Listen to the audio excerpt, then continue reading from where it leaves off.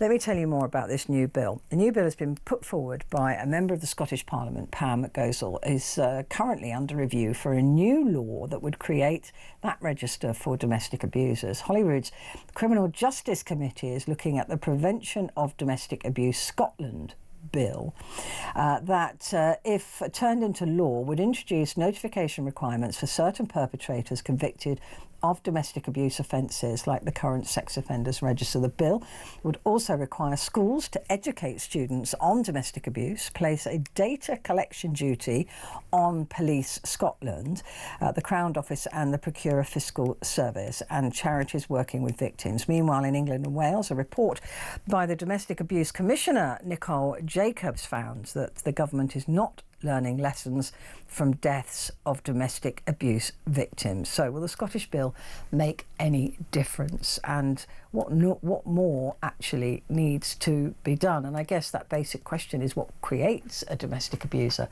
is something that I bet a lot of people wish could be answered succinctly. Well, joining me now is Thomas Leonard Ross, who is King's Counsel of Benchmark Advocates in Glasgow. Thomas, good to speak to you. Thank you very much indeed for joining me. Good evening. This bill being put forward in Scotland, are there any people who think this wouldn't work or wouldn't be a good idea? Yeah, well, certainly when I publicly supported the bill, some people did come back and say, well, I don't see what difference this would make. This would be a waste of time. But, I think that it's such a problem and so many women are suffering because of domestic violence. I think it's worth a try. I don't see what possible harm could come from it. It might be some wife beaters will be inconvenienced a wee bit. I don't care about that. I think it's worth a try. I mean, are there any nuances to domestic abuse that could make it difficult to put people on this register? For example, there's absolutely no excuses. As I declared, I've been in a domestically abusive relationship, and 4 out of 5 women have been in their lifetimes. But it is. Are there nuances if people say, well, hang on a minute, he's not usually like that, or this isn't a reflection of him as a person, this was a mental health breakdown, or this was, I don't know, he'd lost his job, so he wasn't thinking. Do you see what I mean? This is how these abusers get away without prison sentences, by the way. Well, but are there nuances that should be listened to? Well, the bill in its current form, they wouldn't trigger the requirement to go on the register unless you were sentenced to 12 months imprisonment. So the sort of psychological abuse that you spoke of earlier from your own personal appearance would never, ever attract 12 months imprisonment. So an individual of that type wouldn't go on the register. That wasn't my suggestion. I might say I might be more inclined to restrict it to any form of domestic violence, because violence is quite easy to define and is defined in other contexts in the law. And I might be in favour of starting with domestic violence of whatever level and whatever the punishment to test it out before extending it beyond violence. So it would only be physical violence to begin with, in your view? That's not what the bill says, but that would be an alternative to making the requirement 12 months imprisonment, because quite a lot of bad domestic abuse can be committed without attracting a sentence of 12 months imprisonment. So quite a lot of violent men might get under the radar if they were sentenced to 9 months imprisonment or 10 months imprisonment. I mean, it needs to be quite a bad offence these days to get 10 months imprisonment.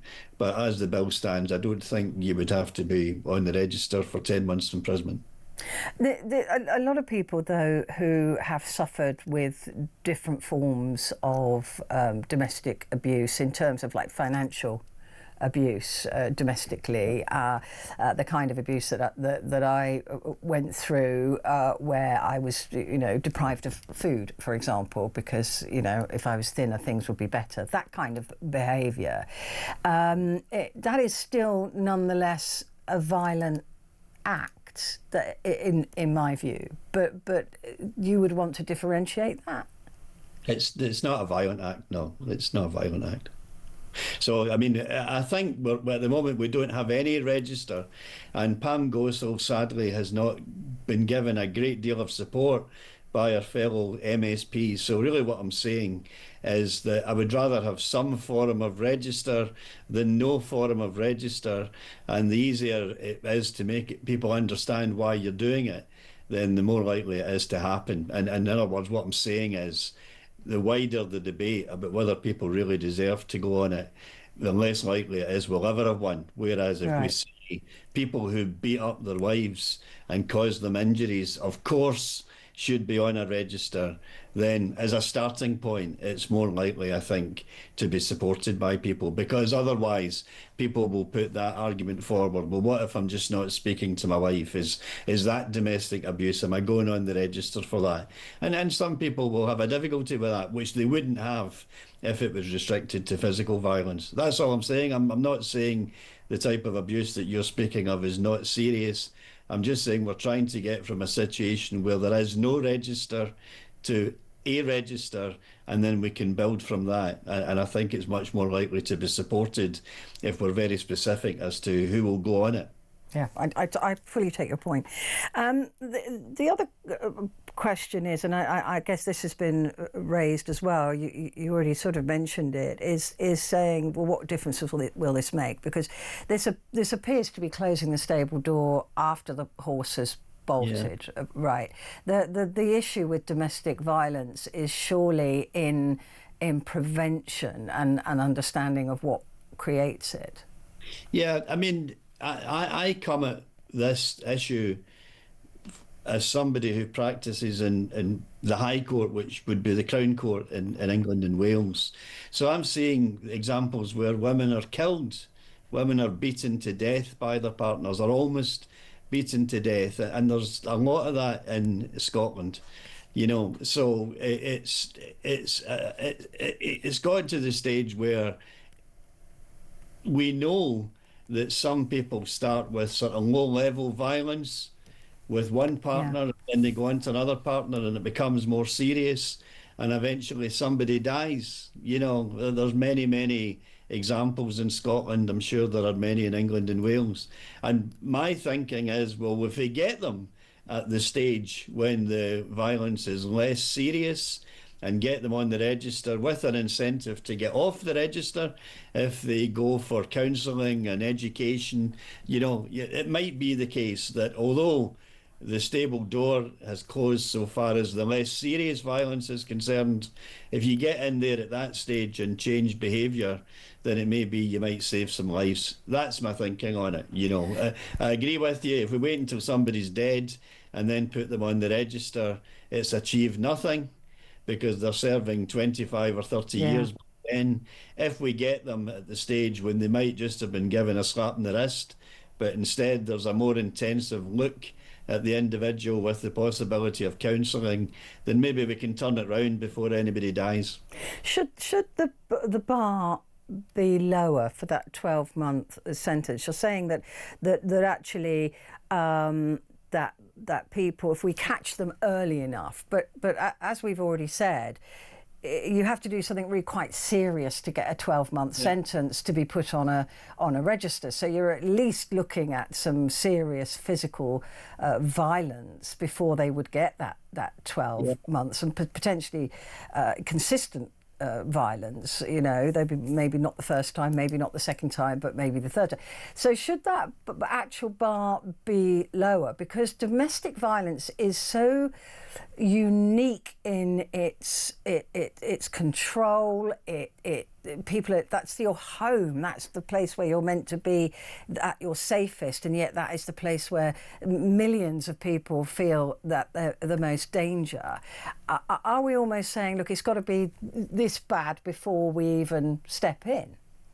There's a danger of that. Of course, this is only the draft bill. You know, it goes in, it's the same procedure as happens in Westminster, where it goes in one forum and it's debated and views are taken, and these things can be changed. But, you know, you've hit upon what I see as the main problem, that a first offender is unlikely to get 12 months imprisonment. Yeah. And it's the first offenders we want to get at, because if you can turn them round when they are first offenders, then maybe less women are beaten up and less women are beaten to death, which is the target. So I wouldn't have any bar. I would say the minute you lift your hands to somebody and physically assault them, then we should have a good look at you and see what's going on, because that could lead to more victims and more serious violence. With a register like this, would the public be able to see it? That is the other question, because, if you're dating somebody, I know there are various different things, Clare's Law and things like that, you can request from the police some information. But if somebody is a domestic abuser, are they afforded anonymity with this list? Well, they're not afforded anonymity because, of course, it can be reported in the newspapers and it can appear in the television, it can appear in the local press and on the internet and all that. But the public would not have access to the register.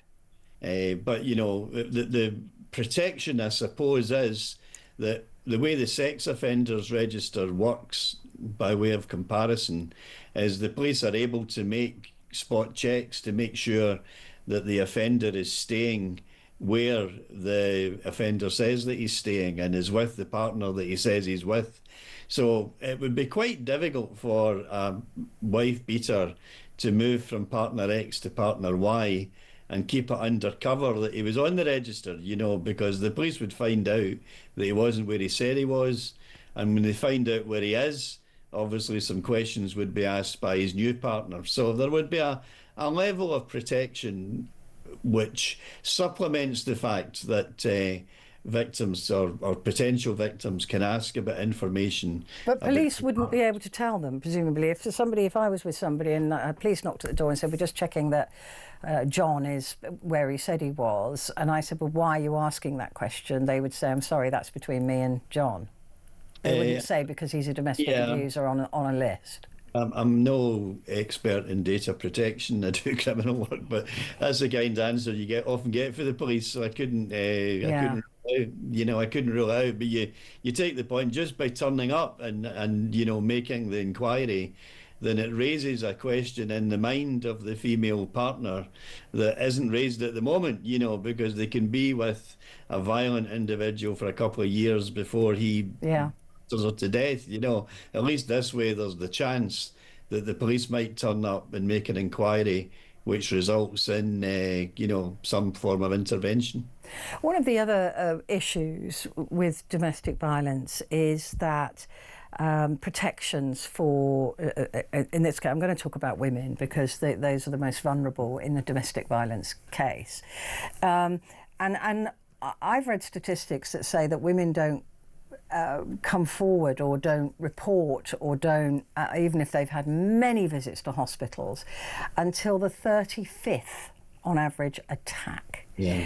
Would a register like this, do you think, encourage women or discourage them? Because there's often that play with, but I love him and I know he's hurting me, but I do love him. I don't want him to end up on a register for years and years. Do you see what I mean? I don't want him to be arrested. Yeah. I don't want him to get into trouble.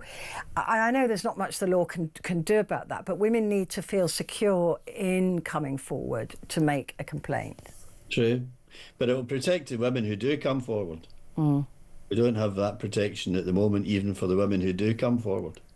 So I don't see a downside to even. That's undoubtedly right. I mean, I know that women will go to work with a bruise in their face and say that they fell into the fridge or something. Yeah. It's well known. And it's difficult for the law to prosecute cases when the victim doesn't want the prosecution to proceed, Yeah.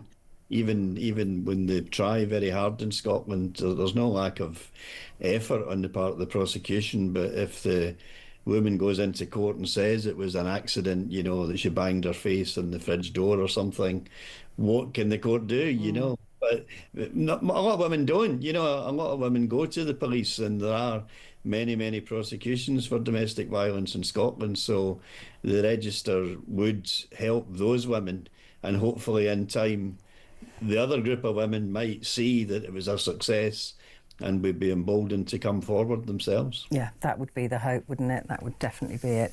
Thank you so much. Great talking to you. Thomas Leonard-Ross there, King's Counsel of Benchmark Advocates in Glasgow. Right. We're taking a quick break. Back in a sec.